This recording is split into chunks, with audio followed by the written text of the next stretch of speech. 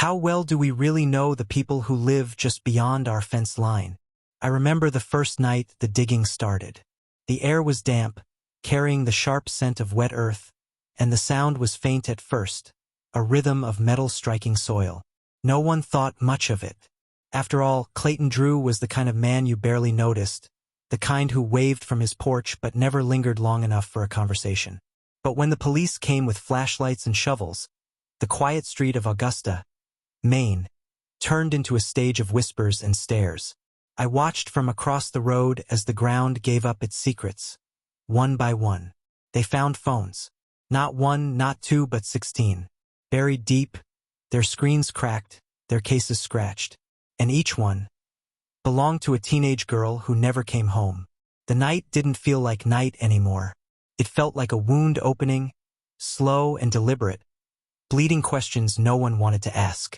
And in that moment, I couldn't stop myself from wondering, what else was hidden beneath his backyard? What do you remember most about a missing child? Their laugh, or the silence they leave behind?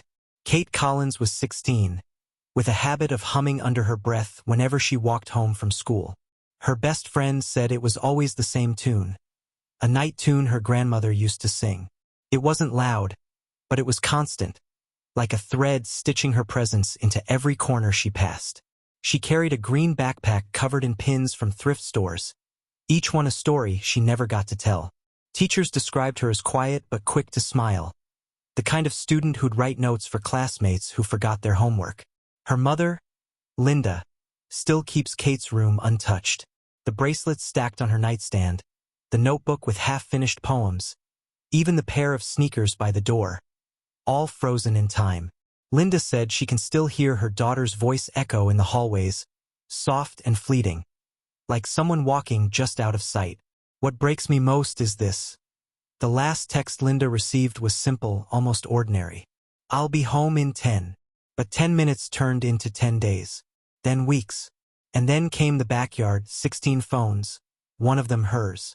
And that's when the question became unbearable. If her voice was silenced, whose voice buried the truth?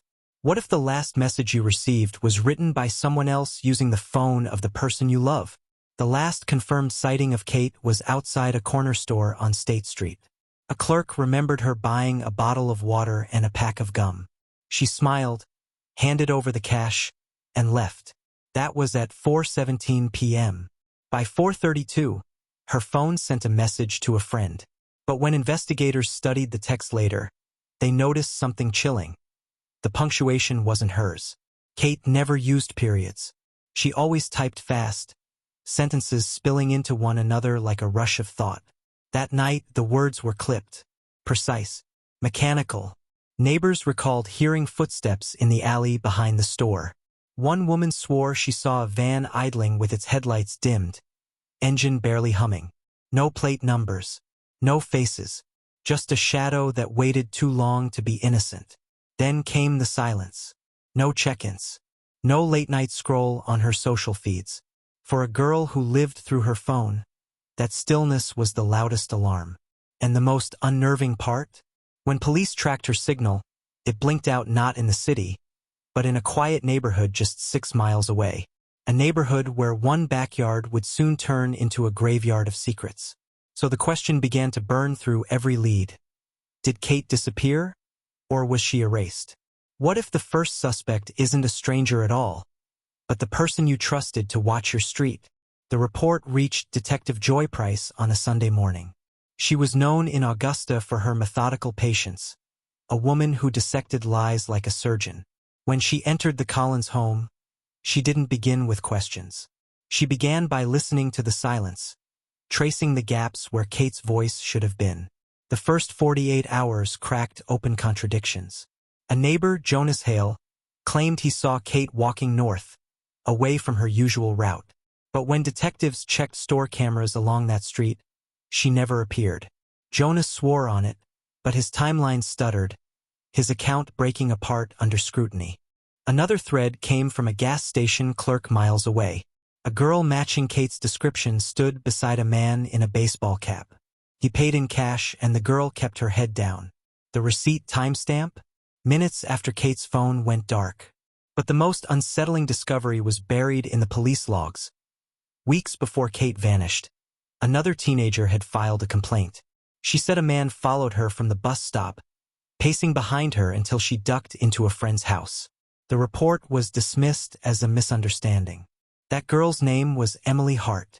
She too is missing. Detective Price pressed harder, her notes filling with fractured alibis and half-truths. And just as the department tried to steady itself, a call shattered the room. We found something in the backyard. What if the evidence that could save a life is lost? Not by the killer, but by the people sworn to protect you. The first major break came with a box of surveillance tapes pulled from a pawn shop 2 blocks from where Kate was last seen. One tape showed a girl in a green sling bag, stepping into a dark sedan. But by the time investigators reached for it, the footage had been overwritten, erased by routine, gone forever. Officer Raymond Clark admitted he'd filed the request late. His hesitation cost them the only clear glimpse of her final movements. The Collins family never forgave him. Meanwhile, another twist surfaced. A maintenance worker digging near the old train yard unearthed a bundle of belongings.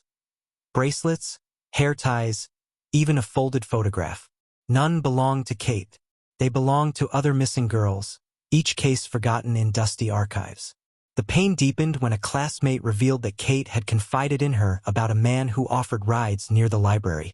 She described his voice as calm, practiced, the kind that didn't ask, it persuaded. The classmate never told anyone until now, guilt pressing every word. Detective Price's team scrambled, but every path seemed cursed. Phone records went missing. Witness reports contradicted each other. And in the midst of that chaos, another girl vanished, 17-year-old Harper Lane. The investigation was no longer about one backyard. It was about a shadow that stretched across the entire town. And the question was no longer who buried the phones, but how many more were waiting to be found. What if the silence of a backyard could speak louder than every denial a man has ever made? The diggers struck something solid beneath the Drew property. At first, it looked like ordinary trash, a box sealed and rotting. But when the officers pried it open, the stench of mildew and rust spilled into the night air. Inside lay rows of journals, not Clayton's, not his family's, but the writings of girls whose names matched the missing. Each book carried a different hand, pages filled with cramped lines of fear, hope, and sudden breaks where the ink smudged, as if torn away mid-sentence. One entry stopped investigators cold. He says I'll be the last. I don't believe him. Alongside the journals, buried deeper, was a set of Polaroids. Faces blurred by time, but unmistakably young, each framed in the same setting. A wooden chair, the same lamp glowing faint in the corner. None of those photographs had ever been shared publicly. They existed only here, in the soil of a quiet neighborhood. Detective Price called in the evidence team, her hands shaking as she sealed each bag. For the first time, she admitted the truth under her breath. This wasn't a case of one missing girl. It was a pattern carved into years of silence. Clayton Drew was taken into custody, his expression flat, almost rehearsed. When asked why he buried the phones, his answer chilled everyone in the room. He said, "They kept ringing. What if the person you trusted most was the very reason you never came home?" That thought never left me as I read through the final report, my hands trembling over the faded ink. The truth wasn't a twist of fate, it was deliberate. Hidden messages in her diary, ones investigators ignored, pointed straight to someone who smiled in every photograph, yet carried a silence no one questioned. A neighbor came forward after years of silence. His words cut deeper than any headline.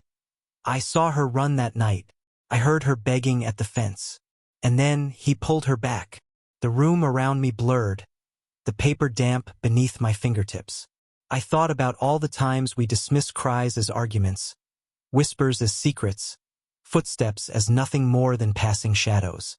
But for her, every ignored sound became a coffin nailed shut. The case closed on paper, but never in memory. Because the truth is, justice doesn't always come in handcuffs. Sometimes, it comes in remembering, refusing to let her name sink into the background noise of forgotten tragedies. So I leave you with this. When silence feels too heavy, it's usually carrying something unspeakable. If you felt this story, don't let it vanish here. Subscribe to the Veil of Secret, because the darkest truths deserve to be heard.